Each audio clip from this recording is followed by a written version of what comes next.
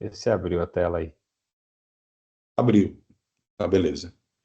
Deixa eu só mandar uma mensagem aqui, Portuga. Lembra de antes ou Portuga? Tá aí com a gente, montando aí o laboratório de Opa! teste cardiopulmonar aí com a gente. Fala, Grande mestre. professor, Tranquilo aí? Tudo tranquilo?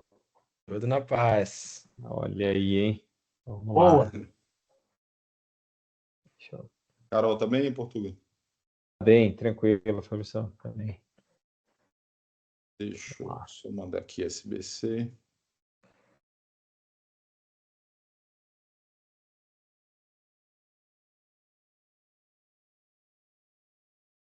Beleza, vamos começar, né? O pessoal vai entrando. Então, boa noite a todos. Queria agradecer aí a presença de todos. Hoje temos um convidado especial, doutor Alexandre Soeiro, que é doutor pela Faculdade de Medicina da USP, é médico assistente da unidade de hemodinâmica lá do INCOR, foi coordenador lá da urgência do INCOR, é coordenador da UTI do BP Mirante, da Beneficência Portuguesa Mirante, e coordenador do transplante lá do HCO, não é isso, Alexandre? Obrigado aí pela gentileza, ele sempre aí disponível em nos ajudar aí nas aulas, sempre que a gente precisa aí de algum suporte, algum paciente de São Paulo, ele sempre está disponível em todos os hospitais, né, Portugal? Você roda tudo aí, Então aí. HCO, Beneficência Portuguesa, onde você quiser ele aparece. Então, obrigado mais uma vez, Portuga, né? Todo mundo conhece ele, o Portuga, e boa aula, obrigado. Beleza. Na verdade, boa noite, pessoal. Eu que agradeço o convite aí do Fabrício para participar. Faz um tempo que o Fabrício estava falando já, e agora deu certo aí. Mas estou sempre disponível, que vocês precisarem, para qualquer coisa, a gente está à disposição. E mais uma vez, obrigado pelo convite, né? O que, na verdade, a gente separou, até vou espelhar aqui de novo, né, para falar hoje, é falar um pouquinho de diagnóstico de síndrome aórtica aguda, né? O que tem mudado aí nos últimos tempos, o que a diretriz tem alterado e quais foram as novidades aí que têm aparecido em termos de tentar ajudar, auxiliar e dar uma sequência lógica de atendimento para que a gente possa chegar ao diagnóstico de um paciente com síndrome aórtica aguda, né? Então, é esse o ponto que a gente queria comentar um pouquinho hoje. Então, até para ilustrar, esse é um caso real, né, que chegou no INCOR faz alguns anos já, e que é um doente de 73 anos, sexo masculino, que estava com dor torácica às 5 horas, né? Então, às 5 horas ele teve um quadro de dor torácica, opressão precordial, forte intensidade e irradiado para dorso, contínua. Não sente espinéia, sem síncope, nenhuma outra queixa. Ele é hipertenso, é dislipidêmico, ele tem HIV, né, positivo em tratamento, e vem encaminhado para a gente do Emílio Ribas com angina, como um diagnóstico de angina instável, tendo recebido lá clopidogrel AS e enoxaparina. Veja que é quadro absolutamente comum da gente receber, até como hospital de referência, né? Então, os doentes vêm com diagnóstico e já em tratamento. É um doente que vem em bom estado geral, nenhuma alteração clássica de exame físico, pressão boa, 140 por 90, praticamente simétrico nos membros, tem a bolha rítmica, discretamente hipofonética e sem sopros, e mais nada que chame atenção. Não tem assimetria de pulso, não tem nada a mais aí no exame físico. O eletro do doente é esse, então, vocês repararem, é um eletro que não chama atenção, né? É um eletro que só tem uma alteração de repolarização, mas nada demais, não tem nada isquêmico agudo no traçado desse eletro. Então, um eletro bem inocente.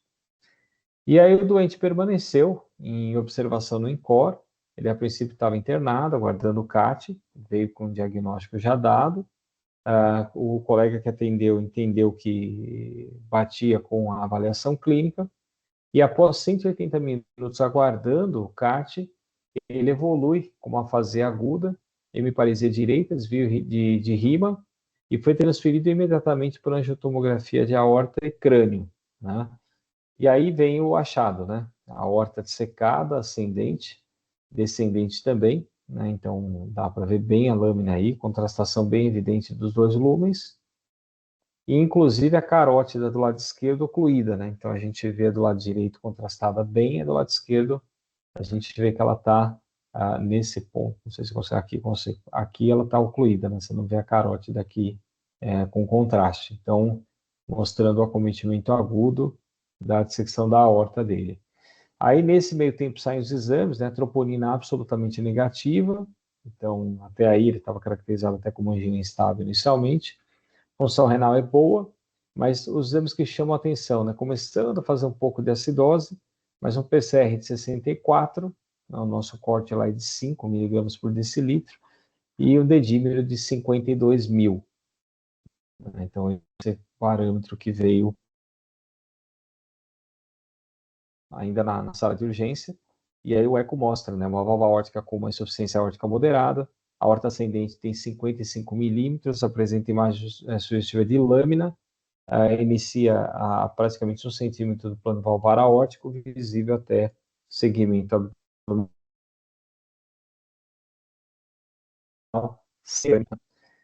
E aí foi a evolução, né? Acionamos a cirurgia cardíaca, fez realização do procedimento de emergência, levado ao centro cirúrgico aproximadamente 25 minutos após, e apresentou melhora parcial do déficit neurológico antes do ato operatório ainda. Tá?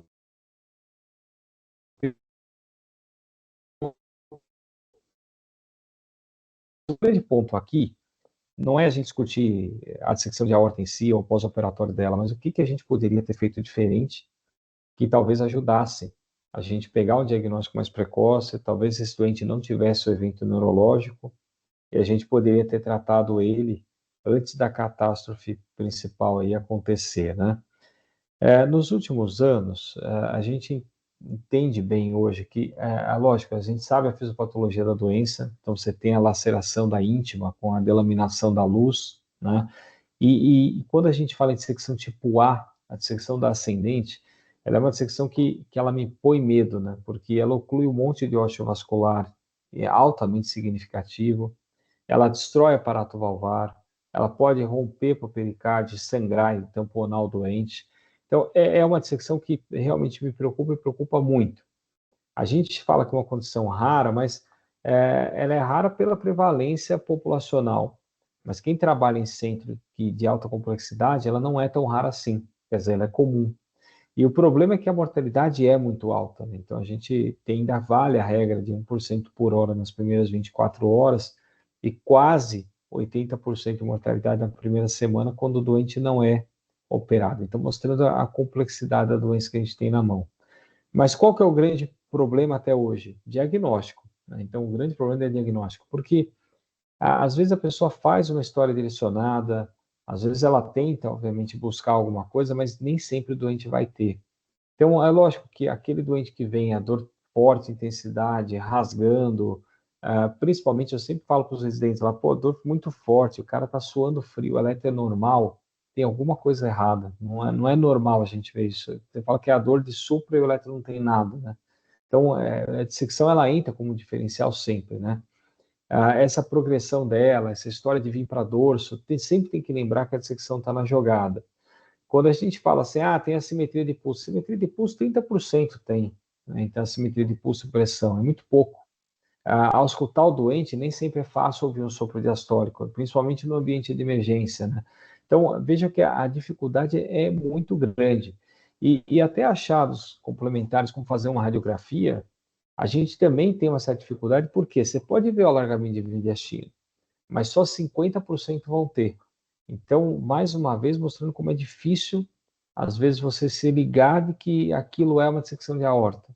E essa é a dificuldade que a gente tem no dia a dia, que todo mundo tem, e o grande problema da dissecção é o não diagnóstico da doença ou o atraso no diagnóstico da doença. E aí vem a pergunta, né? Existe algum marcador diagnóstico, alguma estratégia que a gente poderia usar para tentar melhorar isso, né? Existe ou não? E um primeiro ponto que eu queria chamar a atenção é a questão do dedímero, né? Então, vocês viram que na apresentação eu coloquei, né, que na hora que saíram os exames, o grande achado de exames que os doentes tinham era o dedímero de 52 mil, né? O dedímero, a gente tem uma ideia muito clara para a gente do TEP. Então, o dímero é um produto de degradação de fibrina, onde eu tenho o trombo vai ser degradado, libera o dímero no sangue e eu consigo dosar, né? E a gente tem essa ideia do TEP, que o TEP é uma doença trombótica. Então, para mim, fica muito clara a correlação que existe com isso. Mas o que a gente entende também é que na dissecção isso também pode acontecer. Por quê? Porque a hora que você vai delaminando e vai fazendo hematoma na parede, você vai gerando dímero também. e o dímero vai ser alto. E, na verdade, os maiores dímeros vêm da dissecção da aorta, não é do TEP. Só que a gente não tinha esse conceito, né? Há poucos anos atrás, eu diria que uns 8, 10 anos atrás, começaram a sair as publicações iniciais que alguns autores notaram, de maneira retrospectiva, de que pacientes que chegavam no pronto-socorro com dor, o eletro não tinha nada, eles tinham uma pressão sistólica acima de 180, né? E eles tinham um dímero maior que 500, a especificidade para a doença de aorta era altíssima e chegava a passar de 90%. Mas isso tudo era retrospectivo, a gente não tinha dado adicional sobre isso, e a gente queria chegar, obviamente, na definição e no algo a mais, né?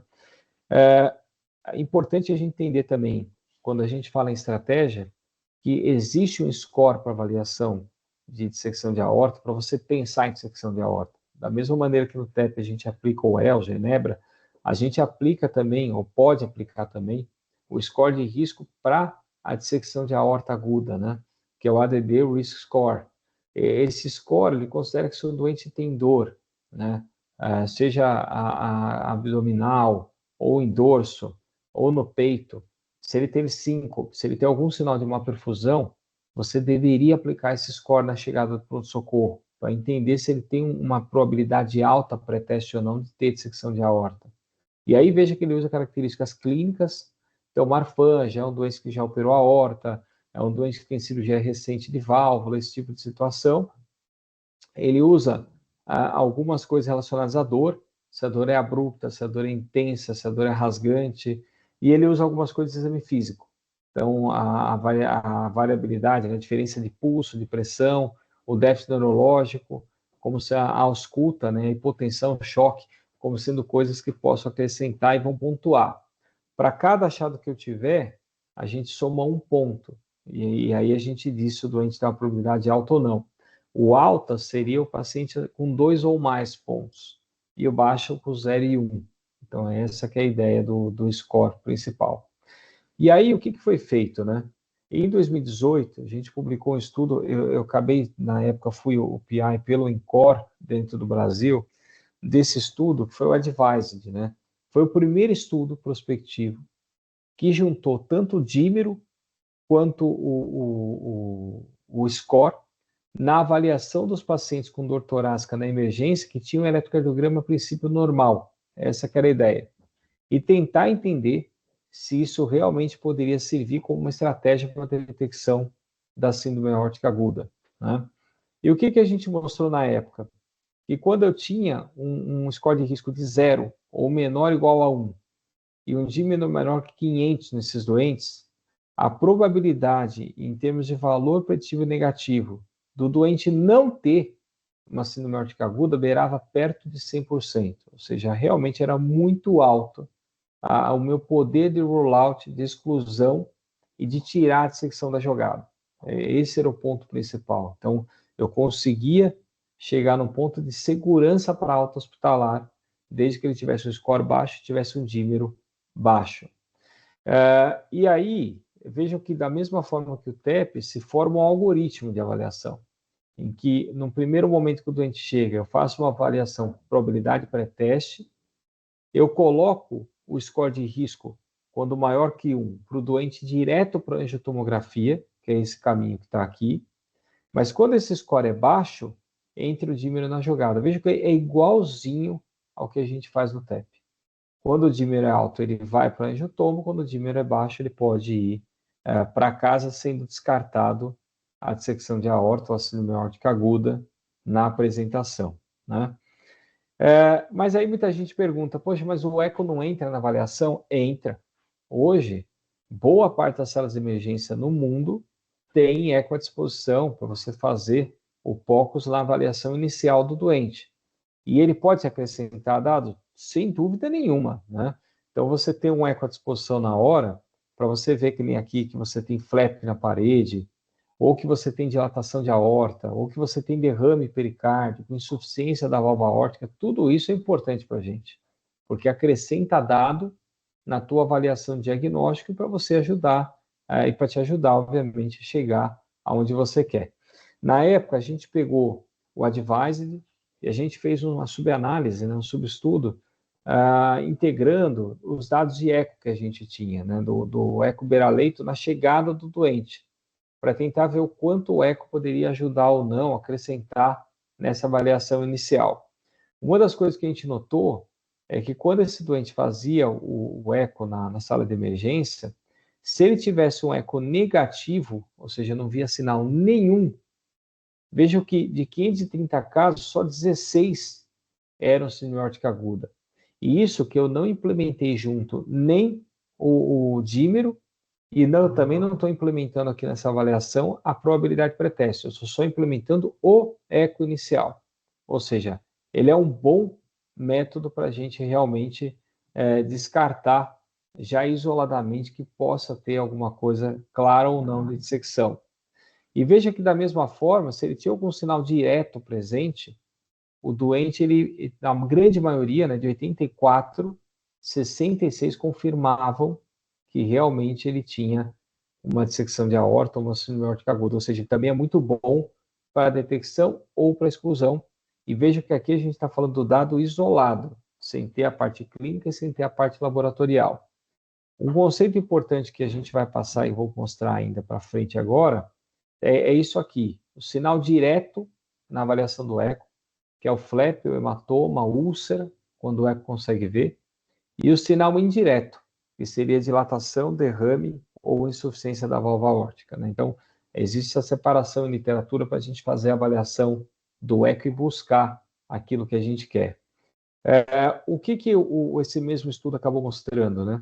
Que quando a gente pegava e olhava só para o ADD Risk Score, ele faz uma área sobre a curva de acurácia de 0,77. Quando eu acrescentava o eco, ele ia para 0,85, a curva de azul. Mas se quando você colocava tudo, né?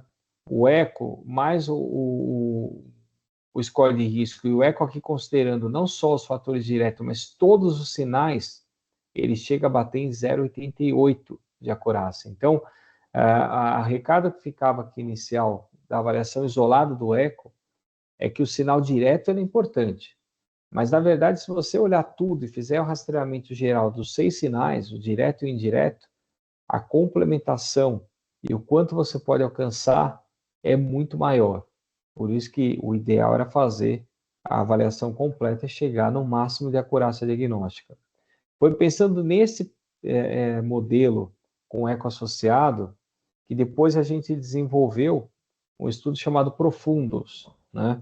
O Profundos é um estudo que também já foi publicado agora mais recente e que quando a gente fez integrando já de maneira prospectiva dentro do algoritmo o eco, o dímero e o score de risco, para ver o que a gente teria de resultado de complementação diagnóstico, né? Então, é um estudo prospectivo, tanto para ver segurança quanto eficiência, que a gente fez com quase 2.000 pacientes, né? E a ideia era ver no rollout dos doentes, ou a detecção que a gente tinha no hospital, ou no rollout dos pacientes aí em 30 dias, se tinha alguma incidência adicional de síndrome aórtica aguda ou não, né? Para que a gente colocasse, bastava ter aquilo que o ADD pede, né? Uma presença de dor, síncope ou algum déficit perfusional neurológico agudo, né? Considerar a síndrome aórtica aguda como um diferencial e, obviamente, você não ter claramente a síndrome coronária aguda como diagnóstico principal do doente, que isso obviamente, descartava a nossa introdução do doente no estudo e a investigação. O que a gente fez e o que a gente tentou validar, né? A gente tinha o doente com suspeita de síndrome aórtica aguda. E de cara, esse doente entrava para já fazer tanto a avaliação de score quanto colocar o POCUS na avaliação. Então, agora o algoritmo não é só o score, é o score com o eco, eles entram juntos. Se esse score fosse baixo e não tivesse nenhum sinal no eco, ele iria para a dosagem de dedímero. E aí o dímero determinaria se for menor que 500 para ir para casa ou se for maior que 500 para continuar. Se esse score ele fosse alto, 2 ou 3 ou mais, ou se o POCUS tivesse algum sinal, esse doente iria para a avaliação de probabilidade pré-teste já como considerado como alto e faria angiotomo de aorta. Então, veja, aqui a mudança é a implementação de você usar o score mais o eco. E a partir daí você guia a tua estratégia. Se eu vou direto para o angiotomo ou se eu vou coletar o dímero para depois fazer o rollout subsequente. Então, era aqui que entrava a diferença. De novo, volto a dizer, né? A gente usava tantos sinais diretos, hematoma, flap, a úlcera, quanto os indiretos, derrame, a IAO, a dilatação da aorta, né? E dois focos principais, isso foi definido para o estudo.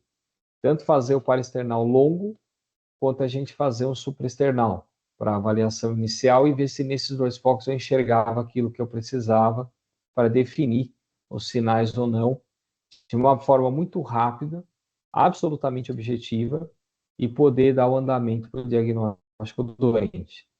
O que o estudo mostrou? Né? Que a presença de qualquer sinal direto, né, que a gente tivesse, independente de ser de secção tipo A ou tipo B, a especificidade beirava quase 100%. Então, a especificidade do sinal direto ela é altíssima para a gente chegar no diagnóstico de uma dissecção de aorta. Tá? E quando a gente olha e junta, né, quer dizer, eu tenho um doente com tanto o score quanto o POCUS, que tem uma baixa probabilidade, e um dímero baixo, né? Quer dizer, a chance de eu errar é praticamente nula. Tanto que a taxa de falso negativo que a gente alcançava aqui é praticamente de zero. E da mesma maneira, quer dizer, se eu tenho um risk score baixo e um dímero baixo, eu ainda mantenho uma taxa muito baixa. Quer dizer, de 1912 eu errei em 2. Ou seja, é realmente muito pouco. E mais uma vez, quando eu integro os resultados, aí eu chego no valor praticamente ideal. Então, o que o Profundos concluiu quando a gente publicou é isso, é que o algoritmo integrado permitiu, sim, triagem rápida de paciente de alta probabilidade, mas mostrou também um rollout extremamente eficiente para a síndrome aórtica aguda. Quer dizer, eu não só detecto rápido quando eu estou pensando e aplicando score e usando o eco, como eu também, de uma certa forma, meio que já tiro da frente boa parte dos doentes para que possam fazer dímero, mas provavelmente o dímero venha negativo e eu posso liberar esse doente para casa com segurança. Então, no começo a gente tinha 2 barreiras e agora a gente passa a ter 3. Score, eco e dímero, com a ideia de não perder nenhum doente e não errar no diagnóstico diferencial. O que fica como consideração final do que eu queria passar, né? Que ainda experiência e raciocínio são muito importantes. Quer dizer, quem já viu muita dissecção sabe com a cara que o cara vem, e desconfia quando é eletronormal, desconfia da característica da dor e vai atrás, né? Preocupação sempre com o doente que tem dor em dorso, que a dor é muito forte, que o eletro é normal. Foi aquilo que eu já passei para vocês. Quer dizer, não é comum o doente chorar de dor, tá vomitando, tá suando frio e não tem nada no eletro, né? Dímero e score de risco, eles vêm para auxiliar, mas o eco complementa a avaliação. E hoje o eco para a gente ele é fundamental na sala de emergência, sim. Né? Casos como esse, a diferença é brutal, né? A diferença é total para a gente poder chegar no diagnóstico rápido e poder realmente fazer essa avaliação. Veja, quando eu pego aquele caso lá atrás e eu penso no doente que chegou, que tinha uma dor forte, que a dor foi para dorso, e que ele chega na sala de emergência, é lógico que desconfia, o eletro era muito normal, foi aquilo que a gente falou, e é óbvio que tem que passar na cabeça que pode ser. E se tivesse feito uma avaliação talvez pormenorizada e tivesse colocado um POCUS na chegada da sala de emergência, alguém teria visto, né? Então, talvez ali eu mudasse a história do doente e evitasse talvez o déficit neurológico que ele ficou. Era isso que eu tinha para falar. E aí eu fico à disposição, Fabrício, se vocês precisarem, estou por aqui. Perfeito, grande Alexandre. Obrigado pela excelente aula. Muito objetivo, né? Acho que atendendo aí a nossa pergunta e aproveitando sua experiência, né? Muitos anos aí de urgência do INCOI, estudou muito síndrome aórtica aguda. Vou abrir para perguntas. Vou começar perguntando a curva de aprendizado para um clínico, Portuga, em relação ao POCUS, para a identificação dê sinais da síndrome aórtica aguda? Você acha que é tranquila, um cara que faz de vez em quando, ou precisa ter algum grau de treinamento maior? Qual a sua É, impressão? essa é uma boa, porque como, por exemplo, no Profundos, a gente incluiu no Encore os 200 e poucos doentes, né? E aí eu estava sempre do lado participando da questão da avaliação do eco, né? Porque era prospectivo para a gente ver os achados. Tem coisas, Fabrício, por exemplo, num cara que tem um flap absolutamente bizarro, acho que eu conseguia ver bem. Dilatação de aorta é fácil de ver, derrame é fácil de ver, e até insuficiência aórtica, você jogar o Doppler, você vê razoável ali, você consegue ver. Agora duas para três coisas que são difíceis, aí a gente assume que é você ver o flap quando ele é muito discreto, eu realmente às vezes não conseguia ver, e às vezes a próprio residente do eco não via, quem via era o assistente do eco. E úlcera e hematoma, aí é super difícil mesmo. Aí é uma outra categoria de achado, né? Aí você tem que ter uma pessoa com muita experiência para olhar. Mas eu vou falar que a maioria das vezes que a gente pegava dissecção, o que mais chamava a nossa atenção era a IAO, era o derrame, era a dilatação da aorta, era aquilo que pegava e falava, a aorta não é normal, né? E aí você ia atrás para chegar no diagnóstico. Então, pelo menos os achados indiretos, que são as coisas que geralmente um deles ele vai ter, a gente pega e consegue pegar fácil mesmo não sendo treinado. Perfeito. Mas no estudo lá era um ecocardiografista, né, Portugal? Não era vocês da emergência que Não, faziam. na verdade era a gente, só que aí como fazer a parte de estudo, eu chamava um ecocardiografista lá na hora, porque eles ficam lá, né, para me acompanhar, para falar, vem comigo aqui, que é do estudo. Aí ele olhava comigo, então a gente acabava vindo junto. Mas era a ideia do estudo, era alguém que fizesse poucos, sempre a mesma pessoa, e alguém treinado. Então, esse era o principal do estudo lá. Não, perfeito. Do ponto de vista prático, a gente tem aqui durante o dia, a gente tem eco, né? E tem o dedímero, e à noite a gente não tem escala de eco, mas sempre quando precisa, a gente acaba chamando e o colega acaba nos atendendo. Então a gente consegue, talvez, aplicar de maneira objetiva esse protocolo que você utilizou. Tem muitos colegas aqui da urgência, abrir aqui perguntas, é sempre um desafio, né, Portuga? Sem O dúvida. diagnóstico e, né, volta e meia a gente acaba comendo bola, né? Não, tem um monte que a gente faz diagnóstico no CAT, né? Sem O dúvida. cara sobe, é o Supra. Chega lá no CAT e tá dissecado. Você fala, ih, caramba. Acontece, né? Ju Seabra. Lembra dela, né, Portuga? Lembro, Ju tá aí? Peraí, Ju. Tudo bom, Leva a tua. Portuga? E aí, Ju, tudo bem? Massa, parabéns pela aula, muito objetiva e muito prática para a gente colocar no dia a dia. Eu queria te fazer uma pergunta o seguinte: você mostrou bem assim aquele caso de dor torácica, mas o que você chamaria atenção para casos atípicos que a gente deveria, assim, sintomas, né? Atípicos, que às vezes passam batido na urgência, mas que são sinais de dissecção de aorta, assim, sinais atípicos, porque aí no INCOR a gente vê uma imensidão de casos e acaba vendo de tudo que a gente é apresentação.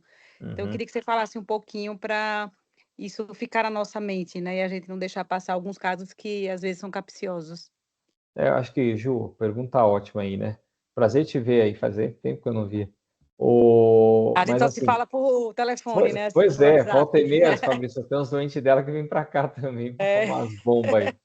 Mas uma coisa importante, acho que assim, a dissecção, ou o cara chega com dor, ou o cara chega chocado. Na prática é isso, né? É uma apresentação ou outra, ou os dois, né?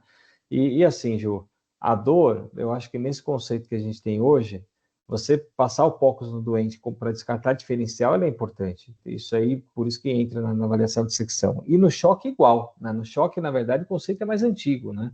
O doente chega chocado na emergência, o POCUS ele faz parte da avaliação física, né? De você passar para quem tem, né? E pelo menos e olhar, né? Se o VE é bom, se o VD é bom, como é que está a aorta, se tem derrame, se está tamponado, quer dizer, essa é a primeira coisa para você ver, até para você entender que choque que você tem, né? Se é hipovolêmico, se não é, se é séptico, o que você tem na mão. É uma das ferramentas que mais te ajuda a pensar muito antes de você ter qualquer outro exame laboratorial na tua mão. Então, acho que a questão do POCUS, pensando em dissecção, ela entra nos dois pontos, né? Ela entra no cara com dor e ela entra no doente chocado. Acho que a gente já cobriria praticamente aí quase 100% dos casos, né? Uhum. Perfeito. Caio está de volta também, em Portugal. Conseguimos trazer Caio de volta. Caio estava aí na coronária, você não estava tratando ele bem, a gente mandou ele voltar. Caio, Legal, cara. Foi para aí agora? É? voltou. Boa. Fala, Portuga. Parabéns pela aula. Fala, Caio, tranquilo, meu?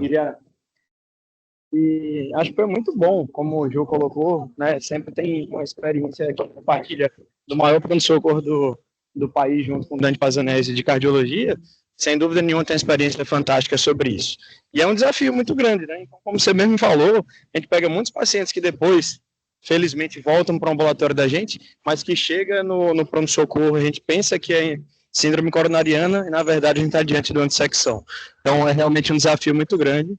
E queria agradecer que você aceitou o convite aí de Fabrício e pela grande aula, viu? Um abraço. Obrigado, Caio. Boa volta para aí, hein? Vamos lá. O Janderson. Opa! E aí, professor? Parabéns pela aula. Excelente. Valeu, Me lembrou aí as aulas do pronto-socorro do PS do ENCOR. E queria aproveitar a sua experiência para tirar uma dúvida. O senhor comentou aí dos desafios diagnósticos no POCUS na síndromes aórticas agudas e comentou da úlcera penetrante de aorta e do hematoma intramural. Lembrei de um caso que eu peguei aí no ENCOR, que era uma clínica até típica, uma dor lacinante, irradiada para dorso. Na sala de emergência mesmo foi pensado em síndrome aórtica aguda. Foi para angiotomo, o diagnóstico não veio pelo POCUS, mas se diagnosticou um hematoma intramural. E aí queria aproveitar a sua experiência para relembrar, nesses dois diagnósticos diferenciais das síndromes aórticas agudas, úlcera penetrante e hematoma intramural, nessa fase hiperaguda, muda muito o manejo? Se for aorta ascendente, vai para a cirurgia também? Você vai acompanhar achados de imagem? Como é que a gente maneja isso? Boa pergunta, Gerson. Mas é mesmo, maneja igual, né? Para a gente não muda. Então, tem muita gente que considera até como se fosse estágio, né? O cara ulcera, o cara forma hematoma, o cara delamina, né? Mas na prática é igual, né? Então, se o cara tem uma úlcera em aorta ascendente, ainda a conduta é seguir o tratamento na mesma linha do que se tivesse delaminado. Então, não mudaria a nossa abordagem, né? Então, segue praticamente igual. É óbvio que você vê só a úlcera, você vai programar a cirurgia do cara, vai correr com isso, mas não é tão desesperador quando o cara está delaminado e ocluindo o ósseo e tamponando e assim por diante. Mas a conduta final ela acaba sendo a mesma, gente. Só não muda muito para a gente, não. Igual. Perfeito, professor. Obrigado. Valeu, Estava aí prazer em te ver Portugal. aí. Tá cheio de ex-aluno. Pois é, cara. Eu, né? Você não tá, não. Alguém mais? Alguém da urgência? Alguém?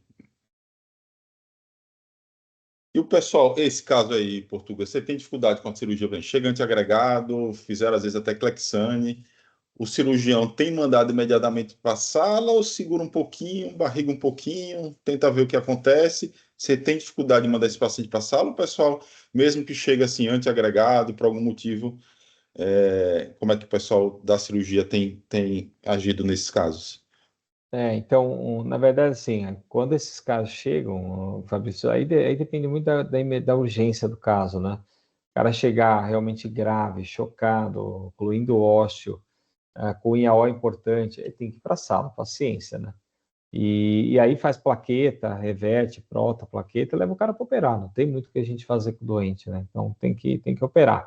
O manejo pós-ópito desses caras é uma catástrofe, né? Tanto pela inflamação quanto pela questão hemorrágica deles, mas não tem muito para onde a gente fugir. Então tem que ir. É óbvio que aí é pesar muito o risco-benefício, né? De repente até como o Janderson falou, o cara tem uma úlcera, mas o cara está bem, não delaminou nada, a dor melhorou, a pressão está controlada, não tem nada mais que preocupe. De repente dá para segurar esse cara uns 2, 3 dias, a gente até tenta, né? Mas é muito individual. De repente a dor voltou, o cara aí tem que correr, o cara tem que operar, paciência.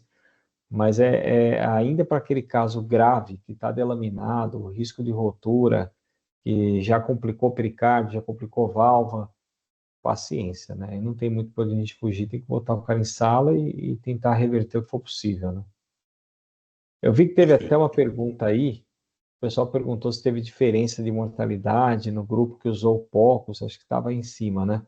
Na verdade, tem uma pergunta aqui no chat. Houve diferença de mortalidade do grupo com achados no POCUS? na verdade, assim, esse estudo, o Profundos, ele não foi um estudo feito para ver mortalidade, né? Ele foi um estudo feito para ver a acurácia de detecção, a falso negativo e falso positivo, né? Então, ele não é um estudo pronto para isso, né? O que a gente notou é que a taxa de realmente falso negativo e de doente que foi para casa sem diagnóstico foi praticamente nula. Então, aí eu não consigo nem pensar em avaliar a mortalidade. A gente só consegue fazer um estudo avaliando isso se a gente fizer um grupo fazendo o protocolo e um grupo na rotina normal. E aí você consegue seguir e ver o que vem de diferente, né? Perfeito. Acho que, assim, das apresentações, né, Portugal, talvez o que mais assuste é o paciente com síncope, né? A gente atende frequentemente paciente com síncope. Você diz assim, é síncope, né? De repente o cara não refere uma dor torácica e você, né, pensar realmente no diagnóstico de síndrome aórtica aguda realmente é um grande desafio. E volta e meia a gente vê uma apresentação com síncope, né? Então, atento a todos os sinais possíveis, outros, né, que possa levantar a possibilidade de realmente uma dissecção de aorta. Esses caras com a aorta que se encopam, Fabrício, geralmente os caras vão estar tamponados ou algum outro comprometimento que o cara está chocado de alguma forma. Perfusão tá boa, PA tá baixa, e geralmente é esse o fator, né, mecânico que leva o cara a se encopar. É um cara, como eu falei para a Ju, né, esse cara tá hipotenso, o cara tá chocado, tem que fazer POCUS, né, esse é um cara que tem que avaliar rápido e tentar pegar por aí, né, ver se a gente de repente faz um diferencial no eco. Perfeito. Acho que alguém mais para a gente fechar? Portuga é um cara muito ocupado. Tranquilo. Alguém, alguma consideração final? Liana. Segundo. Eu sou. Quem é que está falando? Deixa eu ver quem é. Sou eu, Liana. Ô, Liana, tudo bem? Liana é do Eco. Portuga, eu sou ecocardiografista aqui da casa e vocês no estudo usam muito POCUS, mas assim, tem um percentual dos pacientes que vocês foram para transesofágico? Vocês indicam muito para confirmar alguma coisa vista no POCUS? Enfim, ou segue direto o fluxograma já para angiotomo? Putz, eu vou te falar que é bem comum a gente usar esofágico em dissecção de aorta, viu, né? Apesar de ter, lógico, a questão de literatura, né? Você pode fazer esofágico ou angiotomo, mas é muito, muito incomum a gente fazer o esofágico. O esofágico vai para aquele doente que está chocado de uma forma que você não consegue nem transportar, né? E a gente às vezes complementa. Mas se não é angiotomo, até porque assim, por mais que você faça esofágico, o cirurgião não opera só com esofágico, né? Então, isso para a gente é muito claro. Sem ter atomo, para ele ver a anatomia, para saber onde ele vai entrar, eles não operam. Então, a gente acaba tendo que fazer tomo em todo mundo, por isso que a gente prioriza levar para tomografia e acaba passando, pulando a questão do esofágico, né? Perfeito. José Secundo também foi seu ex-aluno, rodou aí no INCOR. Fala aí, Secundo. Caramba, você puxou todo mundo para aí. Abre o microfone, você conta, tá fechado? Fala, doutor Alexandre, beleza? Fala, mestre, tudo bem aí? Uma honra tê-lo aqui, viu? Deixa eu te falar. Inclusive, recentemente um tio meu foi para São Paulo operar e acho que passou por você, meu tio Fernando.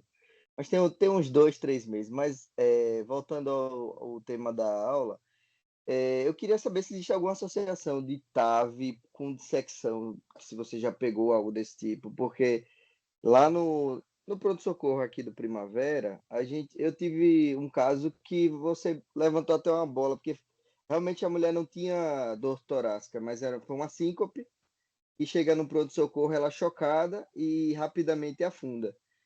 No pouco momento que eu pude falar com ela, ela não tinha queixa de dor, mas sim de espineia. E vinha numa investigação de uma avaliação da TAV, né, recente.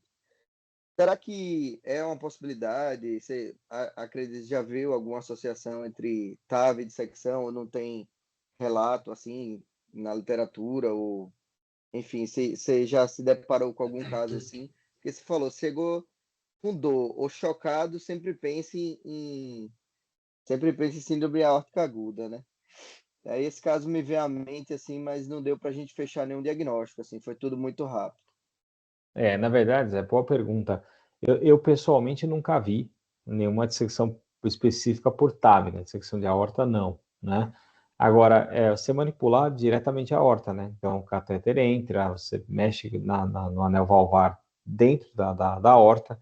Então, chance de dissecar existe, descrição em literatura tem, né? Mas é um evento que é muito raro. As complicações que a gente vê da TAV, quando complica mesmo, geralmente são mais relacionadas à ventrícula, né? Ou ali a via de saída, mas não necessariamente a aorta em si.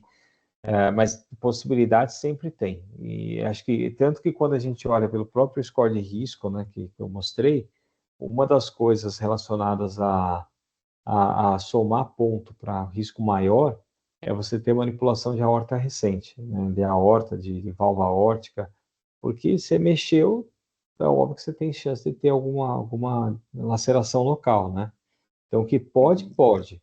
Especificamente, eu nunca vi. Na literatura de descrição, a gente tem, né? Então, entra como uma coisa a mais. Mexeu na horta, sempre tem risco adicional aí associado. Perfeito, perfeito. Obrigado. Beleza, vamos encerrar, né, Portuga? Então, queria agradecer a todos pela presença.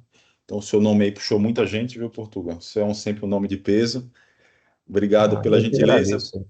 por disponibilizar aí um pouco do seu tempo valioso aí de trabalho, família, né, em trazer um pouco de sua experiência e conhecimento para a gente foi muito proveitoso, né, um tema sempre atual, desafiador, né, as síndromes aórticas agudas, né, e aproveitar um pouquinho da sua experiência sempre é importante. Então, agradeço demais a gentileza e a participação de todos, deixei para você falar e obrigado mais uma vez. Não, eu que agradeço mais uma vez. Pessoal, boa noite para todo mundo. O que vocês precisarem, a gente está à disposição aqui. Fabrício, obrigado pelo convite de novo. Uma honra estar aí. Bom descanso para todos aí. Obrigado, Portuga. Valeu.